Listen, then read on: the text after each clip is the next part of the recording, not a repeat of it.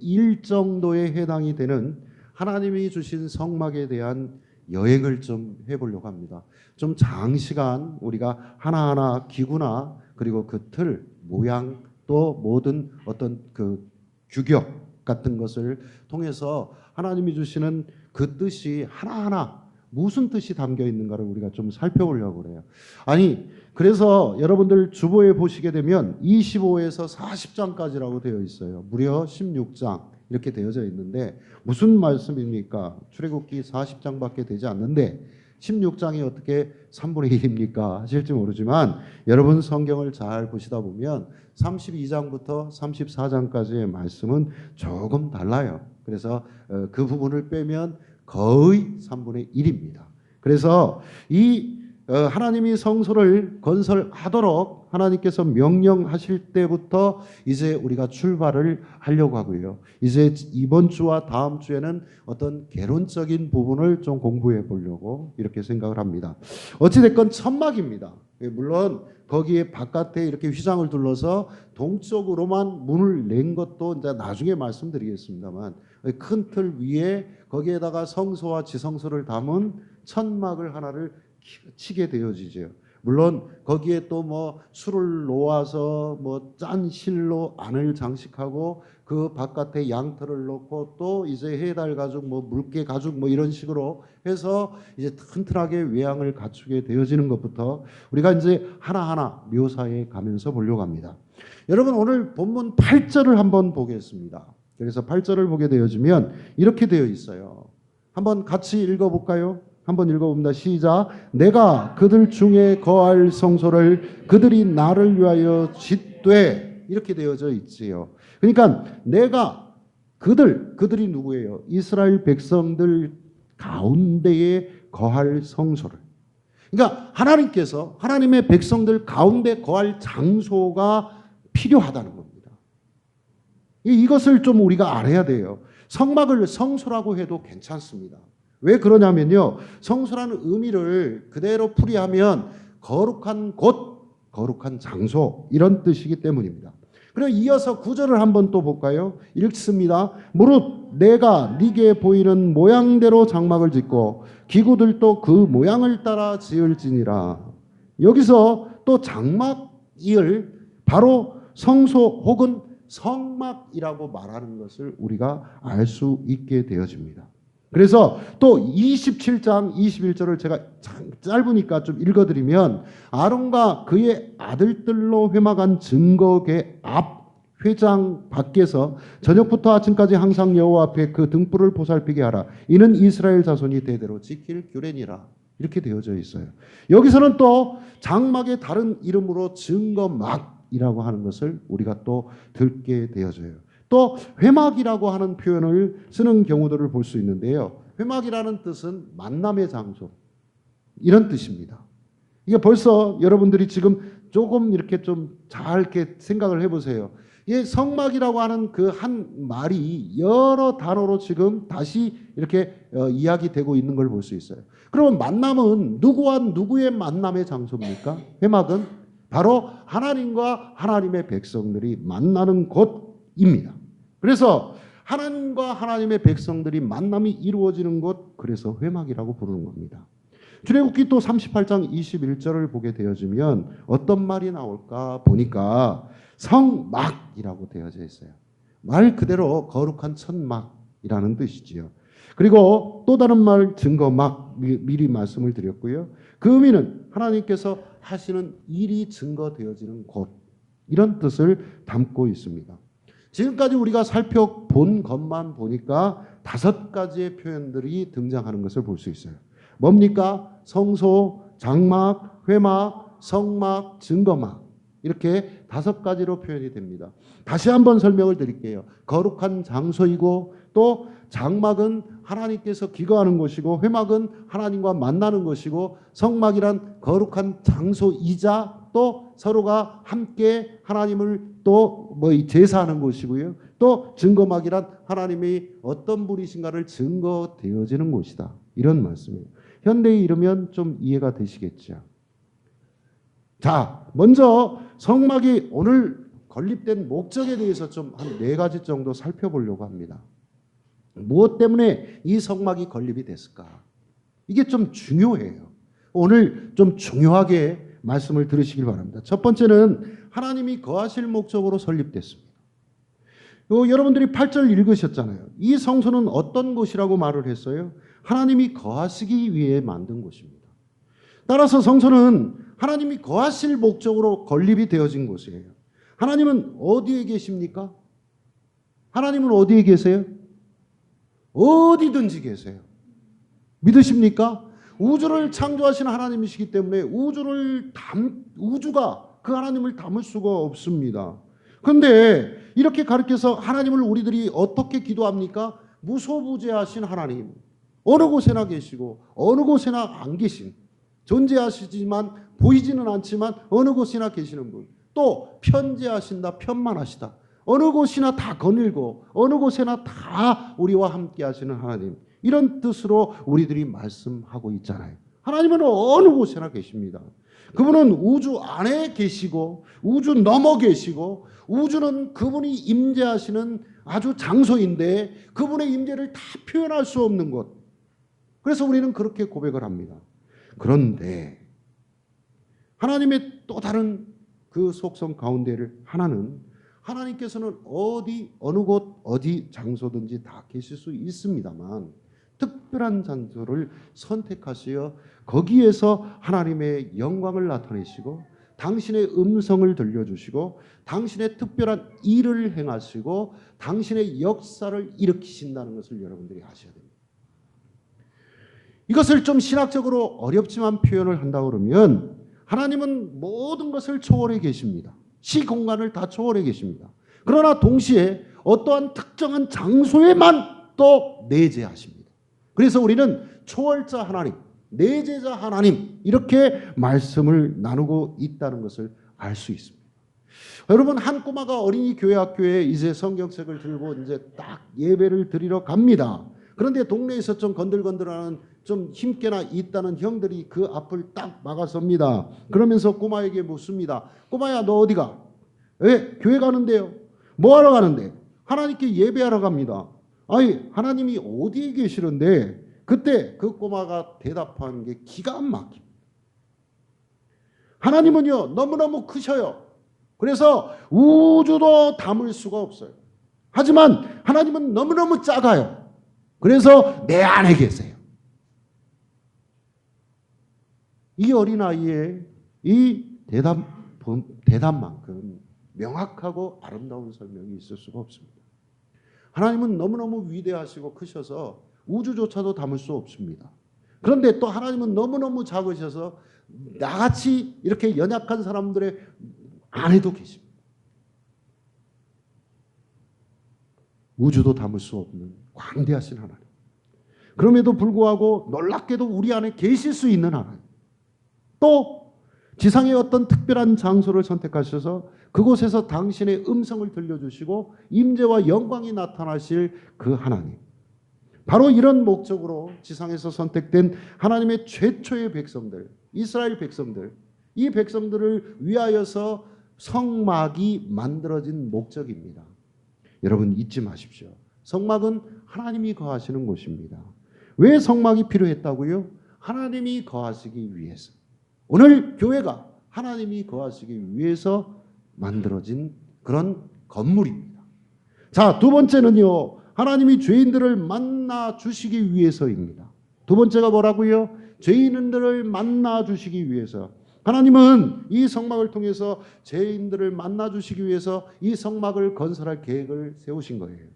지금 모세가 시내산에 올라와 있는 상황입니다.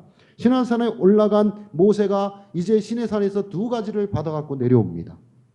40일 동안. 그죠? 뭘 가지고 내려올까요? 그렇죠. 하나는 십계명으로 대별되는 여러 가지 율법들을 가지고 내려왔습니다. 그런데 여러분, 율법만 가지고 내려온 게 아니에요. 우리는 모세가 시내산에 올라가서 그 십계명이 포함되어져 있는 율법만 가지고 내려온 것으로 생각을 하는데 그렇지 않습니다. 바로 이 성막에 대한 하나님의 구체적인 설계도를 명령받고 그 설계도를 가지고 내려옵니다. 뭐 성막 다다음 주쯤에 제가 한번 그 성막 그 그림을 하나 보여드릴 텐데요. 그 그림을 보시게 되어지면 별거 없어요. 그 성막의 꾸밈새가. 그런데 이렇게 왜 이렇게도 그냥 막 한 출애굽기의 3분의 1 정도의 분량을 할애해서 성막에 대해서 그렇게 일일이 기구들 하나하나 해서 설명했을까? 여러분들이 그 목적을 좀 잘 봐야 되는데 이것은 하나님의 설계도입니다. 인간이 꾸미고 인간이 어떤 조성에서 인간의 생각대로 인간의 계획대로 만들어진 것이 아니라는 것을 먼저 말씀을 드립니다. 그래서 출애굽기 24장 15절 18절을 한번 찾아볼까요, 목사님?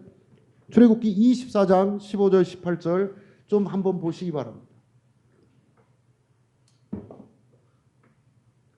자, 읽습니다. 함께합니다. 모세가 산에 오르매 구름이 산을 가리며 여호와의 영광이 시내산 위에 머무르고 구름이 엿새 동안 산을 가리더니 일곱째 날에 여호와께서 구름 가운데서 모세를 부르시니라. 산 위에 여호와의 영광이 이스라엘 자손의 눈에 맹렬한 불같이 보였고 모세는 구름 속으로 들어가서 산 위에 올랐으며 모세가 40일 40야를 산에 있으니라. 아멘. 그죠? 여기 뭐 보니까 40일 동안 시내산에 머물렀다고 분명히 기록하는 것을 우리가 목격하게 되고, 이어서 25장 1, 2절을 좀 보면 더 재미있습니다. 한번 보겠습니다. 25장 1, 2절 말씀입니다. 바로 이어서 자 읽습니다. 여호와께서 모세에게 말씀하여 이르시되 이스라엘 자손에게 명령하여 내게 예물을 가져오라 하고 기쁜 마음으로 내는 자가 내게 바치는 모든 것을 너희는 받을지니라. 그 다음 8, 9절을 좀 볼게요. 쭉 이어서 이 머릿속에 담아놔야 돼. 8, 9절입니다. 자 읽습니다. 내가 그들 중에 거할 성소를 그들이 나를 위하여 짓되 무릇 내가 네게 보이는 모양대로 장막을 짓고 기구들도 그 모양을 따라 지을지니라고 말씀하셨어요. 여호와께서 모세에게 이 말씀을 하신 장소가 어디라고 생각하시는가요? 시내산이에요. 십계명을 받았던 그 시내산입니다. 모세가 시내산에서 내려올 때 만약 율법만 가지고 왔다면 어땠을까? 우리의 상상력을 동원해서 한번 생각을 해볼 필요가 있어요. 그런데 다행스러운 건 하나님의 장막, 성막, 성소, 회막, 증거, 막의 설계도를 함께 가지고 내려왔다는 것입니다. 만약 이 율법만을 가지고 내려왔더라면 이 세상은, 인류의 역사는요 너무나 처참해질 겁니다. 왜 그러냐면 율법은 우리가 도달해야 될 삶의 목적이고 표준인 것은, 중요한 표준인 것은 사실이에요. 그런데 율법만 딱 놓으면 이 세상에서 율법을 지킬 사람이 하나도 없어요. 그렇게 되다 보니까 이 사람들이, 율법은요, 제가 야고보서를 강의하면서 여러분들에게 말씀을 드렸습니다만, 이게 수요기도회 때 말씀을 드렸습니다만, 여러분 율법은요 그냥 여러분들이 다 생각했을 때 내가 이 부분은 지켰는데, 가령 내가 간음하지 말라 지켰어요. 그런데 내가 이쪽에 가서 거짓말했다. 율법을 지킨 겁니까? 지키지 못한 겁니까? 못 지킨 거예요. 그러다 보니까 율법만 있게 되어지면 하나님의 심판과 진노, 분노는 우리에게 매일같이 임할 수밖에 없더라 이 말입니다. 그래서 이스라엘 백성들은 율법을 통해서 하나님의 언약 백성이 된 것은 사실입니다. 그러나 결과적으로 보면 이스라엘 백성들이 율법을 지켰어요? 지키지 못했어요? 못 지켰단 말이에요. 우리는 지켜요? 못 지켜요? 율법만 놓고 본다 그러면 나는 수도 없이 거짓말할 때가 있습니다. 물론 살인하지는 않지만, 일부분 지천하게 간음하지 않지만 우리들의 삶에 있어서 다른 부분들, 어떤 부분들보다도 여호와의 이름을 함부로 망령되이 그럴 때가 간혹 있잖아요. 우상을 내 마음속에 담고 우상을 숭배할 때 없습니까? 그러다 보니까 우리는 죽을 수밖에 없어요. 근데 그 진노를 피할 방법을 주셨어요. 하나님의 말씀을 어긴 범죄함에도 불구하고 그 죄를 용서받고 여전히 하나님과 만날 수 있고 교제할 수 있는 그 하나님의 은총이 담긴 자리가 있어요. 그게 어디예요? 바로 성막이에요. 성막. 그래서 하나님께서 준비하신 거예요. 거기 나가서 속죄하라는 거예요. 그러면 용서해 주겠다는 거예요. 하나님 앞에 나가서 기도하라는 거예요. 그러면 용서해 주시겠다는 거예요. 죄를 범했음에도 불구하고 그곳에 가서 용서를 받고 하나님의 음성을 듣고 다시 내일을 향한 설계가 우리에게 비춰주어서 우리들이 이 세상을 살아가는 데 있어서 불기둥과 구름기둥과 같은 말씀이 우리들을 인도하는 것과 똑같은 거예요. 광야 생활을 그렇게 해나갔어요. 그래서 성막이 필요한 겁니다. 우리 마찬가지로 현대를 살아가는 우리 신앙인들도 똑같은 겁니다. 우리가 거해야 할 장막이 있어야 됩니다. 그게 어디입니까? 그게 어디예요? 교회예요? 교회라는 말도 맞습니다만 정확하게 말씀을 드리면 예수 그리스도 안. 예수 그리스도 안에서 바울의 신앙의 핵심처럼 우리가 오늘 부른 찬양의 가선처럼 살아 죽으나 내가 예수 그리스도의 십자가 안에 있게 되어지면 우리는 새로운 피조물이 될 수 있습니다. 우리는 또 그분의 음성을 들을 수 있습니다. 죄사함을 받았기 때문에요. 그래서 하나님을 만나서 교제하며 그분의 음성을 듣게 되어진 겁니다. 그래서 할렐루야입니다. 하나님을 높여 찬양할 수밖에 없는 거예요. 얼마나 은혜인지 몰라요, 그 성막은. 자, 이제 세 번째로 이 성막이 건립된 이유 중에 하나는 하나님의 백성들 가운데에서 하나님 자신을 나타내시기 위해서. 여러분, 단순히 죄인들을 만나 주시는 장소 이렇게 되어지면 왠지 하나님과의 관계가 멀잖아요. 근데 우리 하나님은 우리의 곁에 있기를 원하셔요. 함께 거하시기를 원하신다 이 말입니다. 백성들과 놀고 싶으세요. 속된 표현으로 그냥 교제하시기를 원하신다고요. 그래서 유감없이 자신의 모든 것을 다 내어놓으시는, 그냥 드러내시는, 이게 신비거든요. 하나님이 이 땅에 모든 것을 다 드러내시는 그런 하나님이세요. 여러분, 성막의 위치가 어디에 있을까요? 광야 생활을 쭉 하다가 불기둥 구름기둥을 따라서 막 움직여요. 멈추면 한 달도 좋고 1년도 좋고 시내산 주변에서는 1년 넘게 있었어요.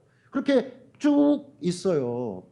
그리고는 막 움직였는데 반나절이나 갔을까 싶더니 짐을 풀고 막 뭐 이렇게 막 진을 치고 있는데 갑자기 또 움직이기도 해요. 성경이 그렇게 나와 있으니까.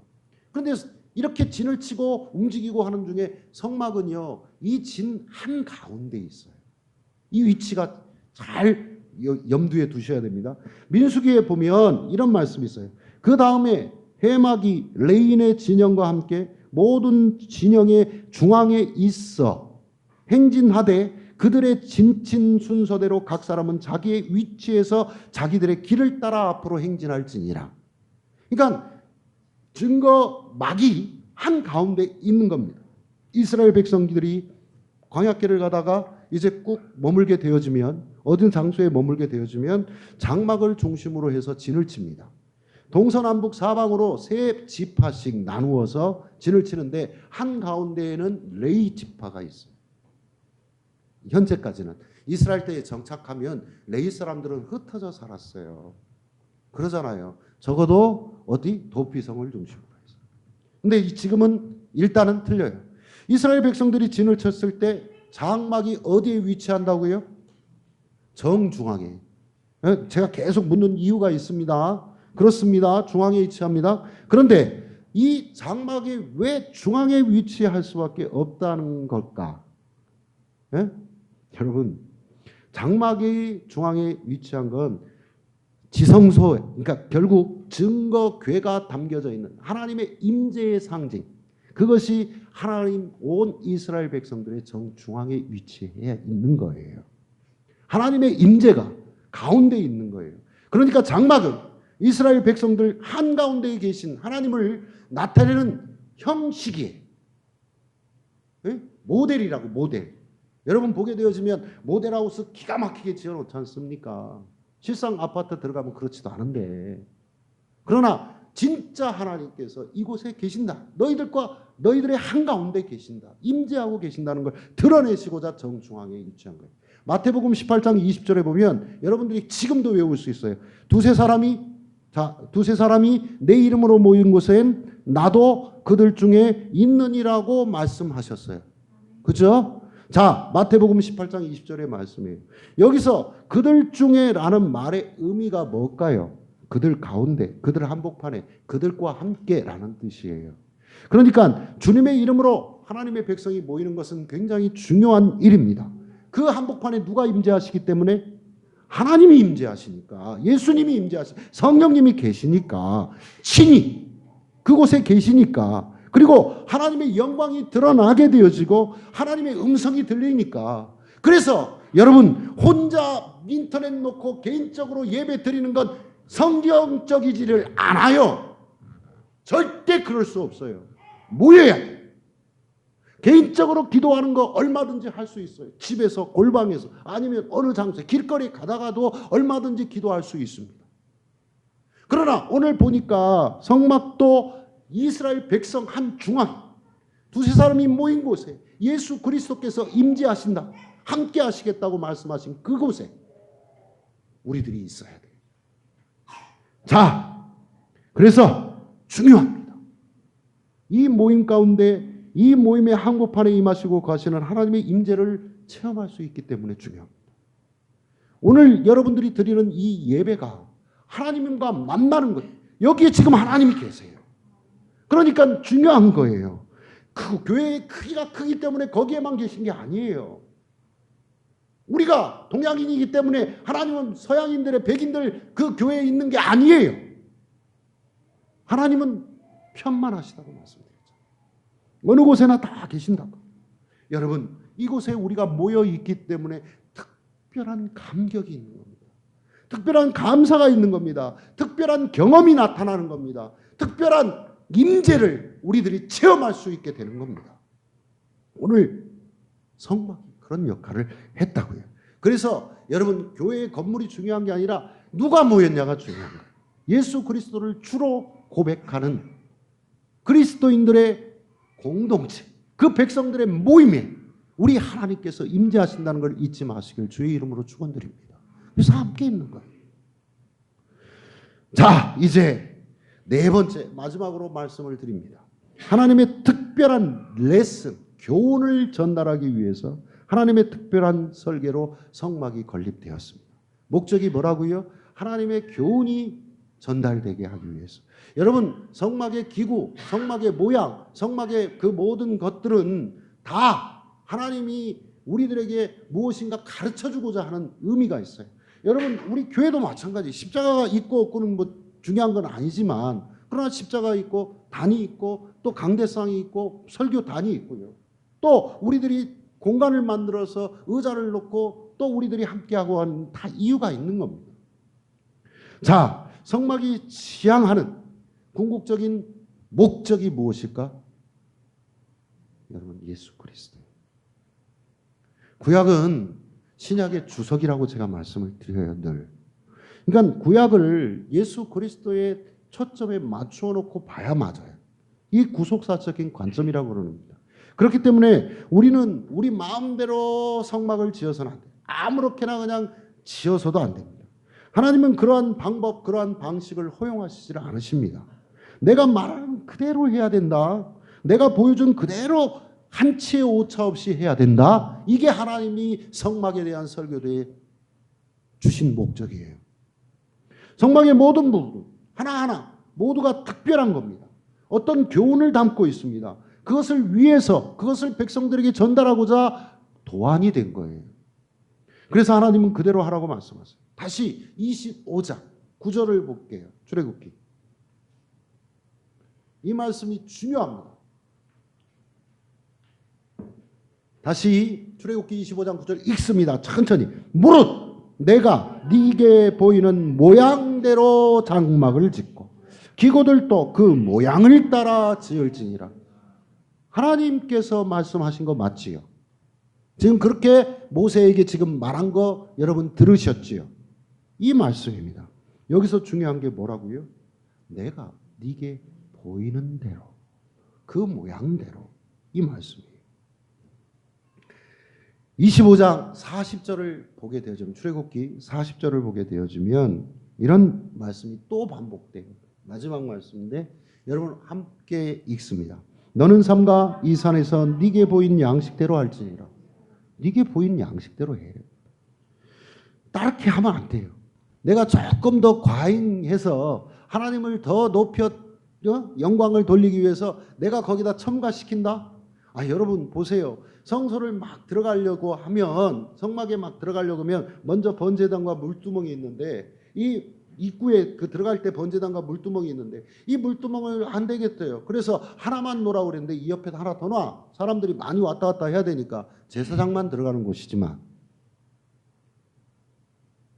안 돼요. 절대로 안 돼요. 여러분, 물두멍의 모양과 형식에 대해서는 절대로 성경에서 어떤 형식으로 어떤 모양으로 만들라고 되어 있지 않아요. 오직 유일하게. 다른 건 다 규격까지 다 하나님께서 정해주시는데, 그렇지만 다른 건 틀려요. 번제단을 좀 둥그렇게 만들고 싶어. 내 마음대로. 돼요? 안 돼요. 재료를 좀 바꾸고 싶어요. 더 튼튼하게. 안 돼요. 아카시아 나무로 거기에다가 테를 둘러서 만들어야 돼요. 왜 중요합니까? 여러분, 하나님께서 하라고 하셨기 때문에 중요한 거예요. 굳이 막 이유를 대려고 하지 마세요. 성경의 말씀이니까 우리는 이게 보수예요. 하나님의 말씀을 지켜야지. 이 말씀이니까. 자, 또 왜 중요합니까? 그 다음은 바로 이 이유가, 이 모든 성막은 예수 그리스도를 이미 예표한 거예요. 미리 보여준 거라고요. 하나님의 아들이 사람의 아들이 되어서 이 땅에 오신 이유는 무슨 목적이에요? 우리의 죄를 사하시고 구원하시기 위함입니다. 그런데 이 하나님이 인간의 육신을 입고 온 사건을 우리가 뭐라고 합니까? 성육신, 화육 이렇게 표현을 하죠. 요한복음 1장 14절을 말씀해 보면 말씀이 육신이 되어 우리 가운데 거하시매 이렇게 말씀하고 있습니다. 말씀은 곧 하나님이에요. 예수 그리스도세요. 그분은 육신이 되어서 이 땅에 오셨어요. 근데 여기에서 말씀이 육신이 되어 이 땅에 오셨다, 거하신다. 이 말씀을 잘 보게 되면 거하심에 이렇게 되어진 부분은 헬라 단어 의미가 기가 막힙니다. 이 말씀대로 다시 한번 우리 가운데 거하심에를 번역하면 우리 가운데 장막을 치고 오심에 이렇게 되어 있어요. 원래 그렇답니다. 이 뜻이. 그러니까 무슨 얘기예요? 구약 시대의 광야에서 그 이스라엘 백성들이 멈추어 쓴 한 중앙에 장막이 있었던 것처럼 우리들의 삶 가운데에서 우리가 이 인생이라는, 이 세상이라는 광야 생활을 하다가 이제 가나안, 결국 우리가 가야 될 하늘 소망을 간직하고 가야 될 그 하늘나라에 가기 전까지는 우리가 어디 안에 거해야 된다는 거예요. 예수 그리스도가 함께 그 중앙에 우리도 함께 할 때 우리가 살 길이 열린다는 겁니다. 이게 중요한 거예요. 장막으로 오셨다고요. 그러니까 이 출애굽기에 나타난 성막에 대한 내용과 예수 그리스도의 오심이 그 헬라어 단어의 번역을 통해서 보니까 장막으로 오셨네요. 우리가 거할 장막으로 오셨다. 아멘도 않고. 성경 말씀 이해가 안 돼. 그대로 오셨다고요. 그렇게 오셨습니다. 그래서 여러분, 마치 구약시대의 이스라엘 백성들이 장막 속에 들어가서 하나님의 임재를 경험하고 하나님 앞에서 죄사함도 얻고 하나님의 축복을 경험하고 하나님의 음성을 듣고 내가 살아갈 방법도 알게 되어지는 것처럼 우리가 그리스도 예수 안에 거하게 되어질 때 우리들의 삶이 방향이 달라져요. 그러니까 우리들이 오후에 또 요한복음 강해지만 또 이어서 말씀을 드릴 수 있는 것은 바로 그런 겁니다. 다시 말씀드리면 예수 그리스도 안에서 있어야 우리는 하나님을 경험할 수 있고 우리들이 이 세상을 살아갈 방법이 나오는 겁니다. 여러분, 그러므로 예수 그리스도에 대한 특별한 교훈을 나타내기 위한 특별히 고안된 곳이 바로 이 장막인 것이에요. 그렇기 때문에 우리들이 삶을 살아가면서 오직 예수 안에 거하실 수 있기를 주의 이름으로 축원드립니다. 이제 마무리 짓고 결론을 내면 성막이 건립된 목적은 첫째, 하나님이 우리 안에 거하시기 위함. 둘째로, 우리의 죄를 사하시기 위함. 셋째로, 하나님의 임재하심, 자신을 드러내시기 위해서. 그래서 우리를 통해서 교제하시기 위해서. 네 번째로, 우리에게 특별한 교훈 하나하나를 전달하기 위해서이라는 사실을 잊지 마시기 바랍니다. 이 성막이 곧 예수 그리스도이심도 잊지 마십시오. 조금 우리들이 이 세상을 살아가는데 우리의 피난처가 될 바로 이곳 교회임을 잊지 마시기 바랍니다. 예수 그리스도가 계셔요. 기도합니다.